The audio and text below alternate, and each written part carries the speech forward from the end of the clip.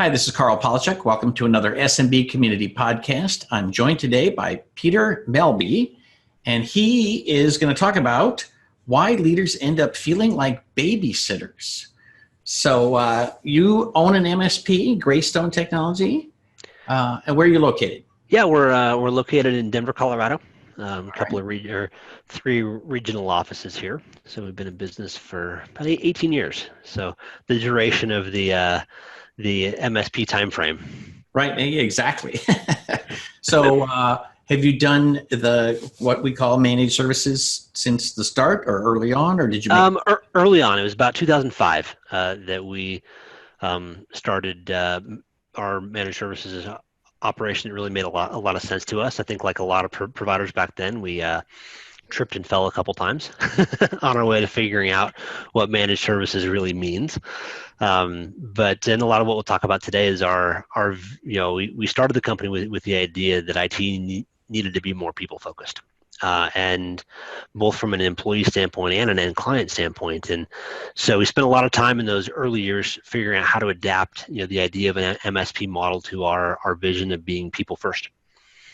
All right.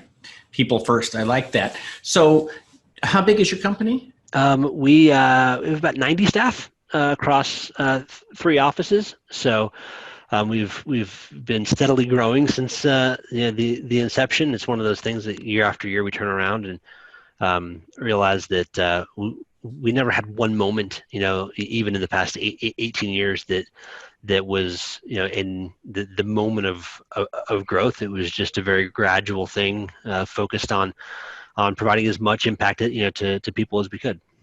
Right. Very cool.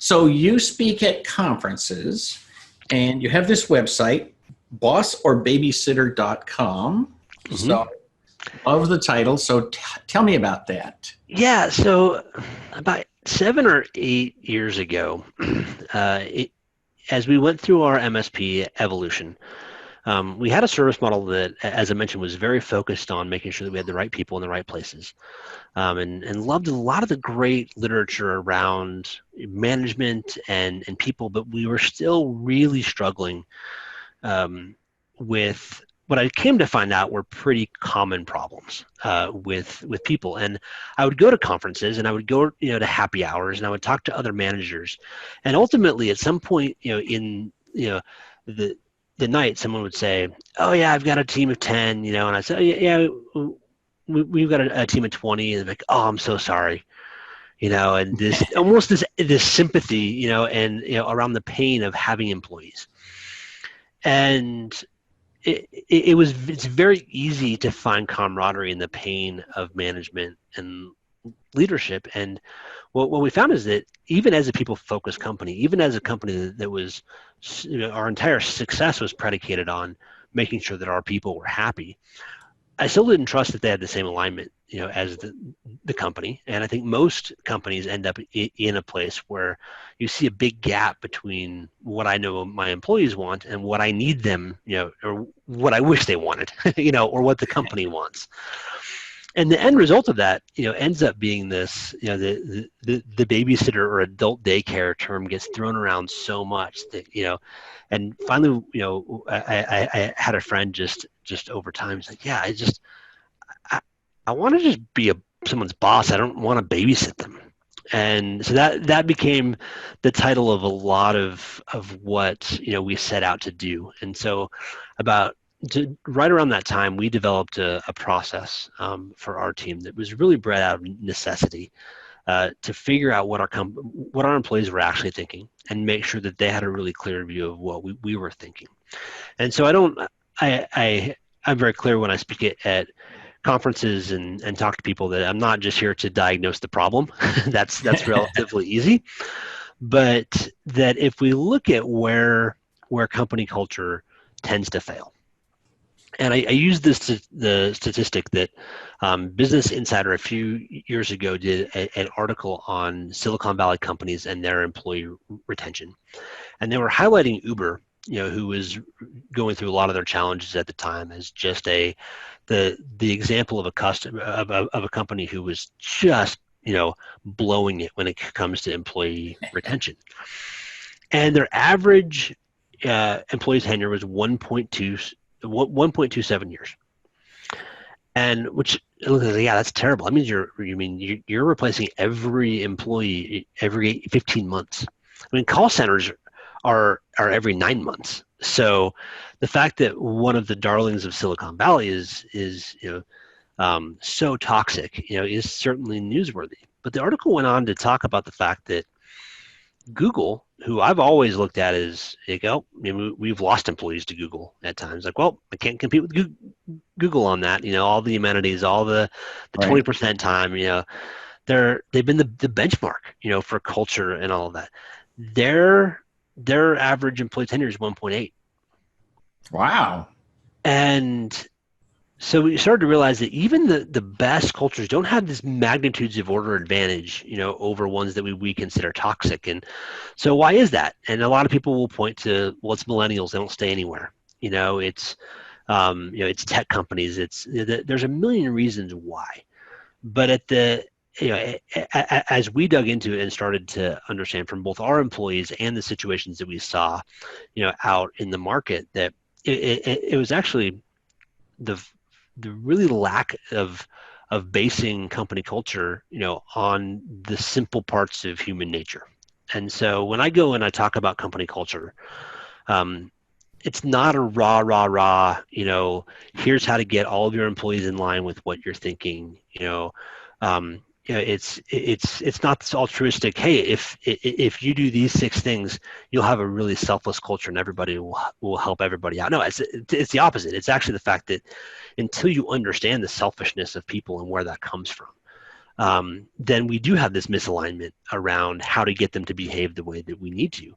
But if we start to embrace that, and we don't pretend that they act the way that we wish they would, then we can start to solve some real challenges when it comes to culture. And I just happen to be in a space, the MSP space, and and IT services, where a lot of people come into it because they want to work with machines, not necessarily people. Right. And so it was a glaring need, in the MSP space. But as we started talking about it more and more, we recognized that how we were approaching things out of necessity actually resonated with organizations across all industries. And so I still run an MSP. That's what I do, for a day job. But we're still really hellbent on making sure that we continue to evolve as much as we can in our view of people, how to create not just a fun culture, but a culture of depth, and a culture that can be sustained. So I don't know if you've seen this meme where they, I think it was The Onion, had this fake headline where the boss insists that a fun, interactive culture be adopted by next Friday. Yeah, I have seen that, and it's so perfect because we say a lot, like, it's. If you look at what people generally consider culture initiatives, and how to become a best workplace, we talk about benefits, which are important, healthcare, your leave policy, your 401k. You talk about entertainment and recreation, so foosball table, happy hours, ping pong table. You talk about alcohol. Do beer in the break room, we're taking the edge off, things like that. And startup culture is notorious for these things. But if you think about it, none of those have to do with work.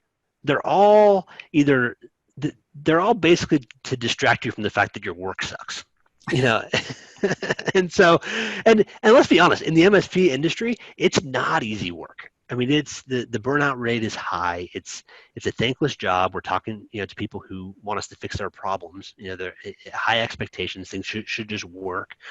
So it's not an industry where people just get to sit on their hands, collect a paycheck, and maybe do some work every once in a while. So that's exactly what we've had to combat against, is the idea that, and don't get me wrong, we still love to have fun at work. We just don't consider that the important part of our culture. The important part of our culture is how we're connected into the work that we're actually doing. And so bring it full loop now. So what's the boss or babysitter? What's that dichotomy? So yeah. So people babysit when they don't trust. then when they babysit their employees and they don't trust them, the employees become less trustworthy. So it's just this vicious cycle. And where we see the biggest shift in organizations, including our own, because we don't have this perfect. This has just become the biggest mission that we have in our organization. But when we see people start to succeed, when they recognize a few interesting dynamics that seem counterintuitive to a lot of people as they go into business. And the first one is that people really want to work with autonomy. And I think it's logical to most people that when someone is working from their own cognition, and their own drive, they're going to work faster, more effectively than if someone's just pushing them along every step of the way. So the problem is that when we tried to give them that freedom and that autonomy, they didn't go where we wanted them to go. And we thought, we just don't have smart enough people. And so we find some people like well-intentioned, great personality, very smart. And like, oh wait, they're not going where we want them to go. And so we didn't end up where we needed to end up. We didn't have the level of accountability that we needed because we were trying to give them this autonomy. But we found pretty quickly that it's a big misnomer that giving people autonomy means that we can't control what they do. And I use the visual in one of my talks that'll it's always good to describe PowerPoint slides on a podcast. It goes over well, I think, for everybody. But I put up a picture or a video of someone doing something insanely stupid that we would consider insanity. Riding a bike on the edge of a skyscraper. Base jumping. Some of the things that you see on YouTube that you couldn't pay any of us to do. And then I show a ride on the Las Vegas Strip at the top of the stratosphere that's called Insanity. And people pay $30 just for an arm to go hang them out over the strip. Right. And so, and that's the analogy that we bring, to the idea of autonomy and giving people space to make their own decisions, is that everybody wants the thrill. But they want to guarantee that they're safe. They want to guarantee that they have a safe net. They want a seatbelt, and they want to know exactly what's going to happen. And so there's part of that we can look at and say, well, people want the best of both worlds. It's just not possible that way. Or we can recognize that as entrepreneurs, we're the ones, who are doing the things that most people consider stupid. That most people consider insane. Like, we're risking everything. But that when we give our employees boundaries, we give them really clear direction, but still let them make decisions, inside of that, we call it directed autonomy, and it's this idea that autonomy is not freedom. Autonomy is freedom and accountability and vision all coming together. And so really redefining what autonomy meant in our organization allowed us to feel really good about saying, this is exactly what you need to be doing. And there's also freedom inside of this, to really drive home, the effectiveness of what you're doing. And, United Airlines had that debacle a couple years ago where they drugged the passenger off the plane. Right. Everybody saw it, and I love using that story because if you dig into it, one of the most fascinating parts of it is that everyone at United did everything right. They followed their processes to a T, but nowhere in their decision-making tree did it say stop, think, and just make a good decision. Their processes were too perfect because it allowed no discretion. Right. Well, I always go back to Daniel Pink. Simon Sinek, mm-hmm. right? Who says start with why, mm-hmm. right? Like, those people executed a process, but none of them thought, why does my job exist? Exactly. Yes. Right. No, that's the most simple thing. We do this very simple employee communication process, and at the top of each of the sheets that we have is just a purpose statement for every position, so that everybody knows. I mean, it's written by the company. It's like, this is why we're paying you.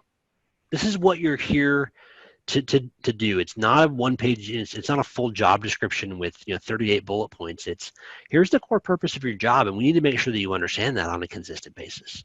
Right. So if culture comes from the top down, Mm-hmm. then how do you help other companies figure out how to begin this process? Because if the people at the top are paranoid and they don't want to give up any control, and there's a lot of companies where that's their situation. Where do you start? So it's interesting, because I would say that culture success comes from the top down, and culture failure comes from the bottom up.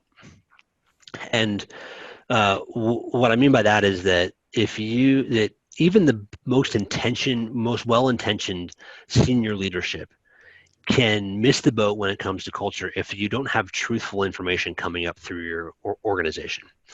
And that's a big challenge, because let's be honest, employees are incentivized to lie. Most of the hiring process is based on lies, and I use that extreme, or that strong word, because I think it's true. But they're well-meaning lies. It's the resume, the job description, both sides of the interview table. It's, the stakes are high. I'm going to share with you the side of things that I want you to see, and it's well controlled, and it's very protective of whatever my failures might be. And it's both sides. It's the employees and the organizations. But when people come in, and they show up to work and they're real people, and we have this startling realization that, despite the fact that I've never hired a perfect person, I still didn't hire a perfect person. That we have this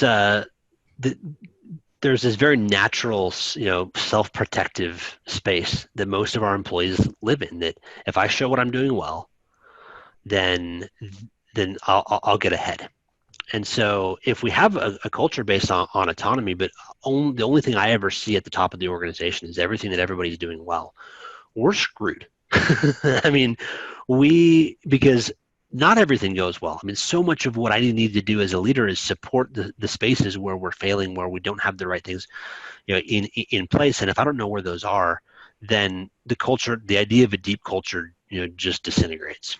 And so we talk about directed autonomy. We talk about psychological safety, which is the idea of feeling safe to share the real information about what's going on inside the organization. So where we help people to start to build these principles into their practices is how they communicate with their employees. And so for us, it's a very simple process. I have one meeting a month with each of my direct reports. They have a meeting with each of theirs, and it's pre-facilitated through. I mean, there's questions that each person writes down the answers to. We show up to a half an hour meeting, and the questions help us to cut through the BS. Are these one-to-one meetings? Yep. And so, how many direct reports do you have? I have 4. Okay. And how many do they have on average? We try to keep it underneath 7. There are definitely times where, we're an MSP, so there are times where we look at it and say, well, we're just got to put this person over here for a minute. Right. But the idea is that 7 is the appropriate number. My experience is 7 was kind of my personal limit. Mm-hmm. Right. And yep. I did really well with 5. yeah, I know. It's funny. I remember someone telling me that when I had 10 direct reports. They said, yeah, you really shouldn't have more than 6 or 7. I was like, well, number one, how? Because there's no one else here who can manage anybody. And second of all, I'm fine. And then as soon as I realized what it's like to have a manageable number, I was like, I was a terrible manager of 10 people. So, but the questions that we're answering, is basically, we're sitting down across from each other for a half an hour, and the employee rates their satisfaction and engagement in their job, just red, yellow, or green. We're measuring gut feelings. And then they answer the questions, what am I doing well? What am I working to improve? And that what am I working to improve question is very important to us, because I use the example of someone walked into my office and said, you're terrible at responding to my emails on time. Then my first reaction is, do you know everything I have to do?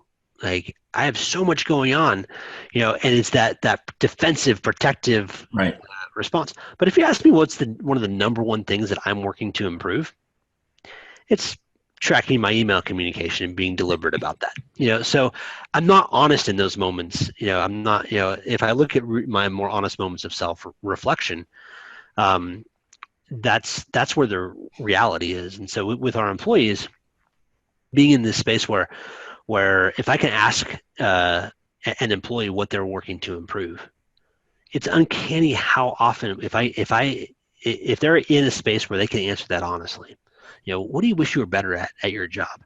And they'll give me an answer. I'm like, oh, that's funny. Me too. That's what I wish you were better at too. But at least at that point, having this conversation every month makes it easier. Having it once a year makes it almost impossible. Absolutely. Annual performance reviews, I think people have largely found, increasingly found them to not be as effective as they want them to be, but it's what you replace it with that's the most important. And so just asking so the questions being, what do you feel like you're succeeding at? What are you working to improve? What roadblocks are in your way to success? And how can I support you better as a leader? And so they answer those questions. And then on the questions that the leader answers, that I answer for all my direct reports and they answer for all of theirs, are what successes have you seen this month? Really encouraging managers to observe their employees to be able to say, yes, this was a success. This was a success. It's far easier to build on successes than it is to correct failures. But the other part of it that it took me way too long to figure out is that in all of this nice culture of, hey, what are you working to improve? What do let me get your perspective on this. That our employees also want really direct and clear feedback. And how many times, have I, in my company gone and said, oh, this person needs to go. But then I realized, wait a second, would they be surprised about being fired right now? And it's because I've been trying to encourage them along the way. Oh, you're doing great. You're doing great. You're doing great. In these areas without really addressing the deficiencies. Right. And now the deficiencies are very real. I can't continue, but I haven't set them up for a fair exit, or any sort of success. And I realized that if I'm not criticizing my employees the right way, constructively, tactfully, but giving them the direct feedback about what I wish that they would change or improve, they're probably criticizing themselves in their heads with my voice. And they're probably not, and they're probably wrong about what I think, but they're making those guesses. And so I answer the question for each of my employees. This is, what do I need you to improve?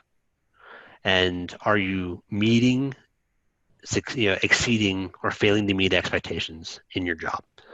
So it's scary as hell that every employee in the company is told by their manager, the manager is cornered into letting them know every month, where do you stand in this? But the amount of collateral damage that comes from not people having to guess where they stand, is massive in our organizations. And so we found that when we asked them what they were working to improve, we leveraged that, we created connection there, and then we had a consistent way of delivering information about what we feel like, where we feel like they could be better.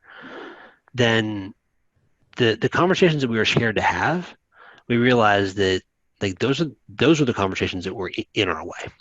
And so, and the more that you get repetition and have these questions answered, and engaged together, the more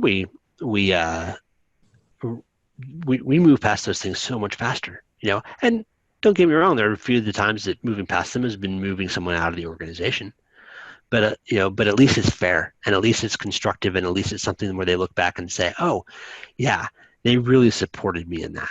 And so those were the turning points for us. So it's a simple process that I think really starts the process of how do we get this truth moving throughout our company. But so the meetings, monthly meetings, a small number of reports, those are good building blocks. But something has to happen before that. Somebody at the top has to say, this is what I want things to look like. Yes. So, that how does that start? That's a great point. And people in our industry get up every day and do what they did yesterday. And sometimes they're good at it and they become successful, and they literally do what they did yesterday for 20 years. Yeah. But that doesn't mean you've built a great culture. That's a great point. And I think that it comes back to the autonomy part of it, and where we've focused on autonomy is in setting up the job descriptions for people. So every job description, in my view, a job description should be no more than 5 sentences. And so we've broken our job descriptions down into what we call areas of focus. And you can't have more than 5, and each one is an action statement, and each one has the appropriate level of autonomy built in. So as a CEO, I have 5 areas of focus. My first one is to ensure fiscal responsibility within the organization. Massive amount of autonomy in that because I'm the CEO. Our intern, their number one job, or one of their areas of focus might be execute this proactive maintenance checklist, every day, and report back inconsistencies that you see, and keep while keeping your eyes open for things that just don't seem right. Or that's not a great example, but so the idea is that if someone's not referring back to their purpose statement, why we hired them, or the specific things that we're expecting them to do on a daily basis and where we're expecting them to spend their time, then they're going to go their own direction eventually. And so we have to be deliberate about that. And then we have to have a consistent communication about that. So we do another monthly meeting with teams where it's me and my entire team. And we just check in. How are you doing on your areas of focus? You rate them. Running, I'm walking, I'm stuck, or I'm lost. And so that self-evaluation, but then we go around the table and we talk about what that, how can we get unstuck in this area? How can we support each other, in these things? But we get it all out on the table. So in an hour a month, I can't do my leadership. It doesn't do my leadership for me, but at least gives me the information about where I should spend my time, making sure that the person who's just kind of, on autopilot, figures out, I can be the leader that I need to be for them, and guide them, coach them, push them, in the right direction. Well, and once again, we're almost out of time, but the continuous conversation means you don't have to be perfect. Exactly. Right? You can do a pretty good job. Yeah. Figuring out where somebody's going and what their problems are, and helping them and giving some advice. And then you get to have that conversation again and again and again. And so you have that continuous incremental improvement. Yep, absolutely. And so it's obviously it's a topic that I get excited about and can talk about for hours. But it's been fun to see how it resonates, in the MSP space, especially where we're all fighting for talent. Right. And it is a big differentiator when we can develop and land the talent that we want. So that's what's fun about, for me, about engaging in this, community of people that I enjoy working alongside. I enjoy the relationships, and so right now it's been fun to build that, a little sub community of people who are really focused on trying to do culture a different way. Very cool. Well, we're going to put your links down below, so if people want to get in touch with you on Twitter and LinkedIn and so forth, and of course on your website, we'll have all those links over at SMB Community Podcast. And with luck, somebody will get in touch with you and see if they can find you at a conference sometime. Yeah, I'll be around. I'll be at a few this fall. So Very cool. Thank you, sir. I appreciate your time. Thank you, Carl.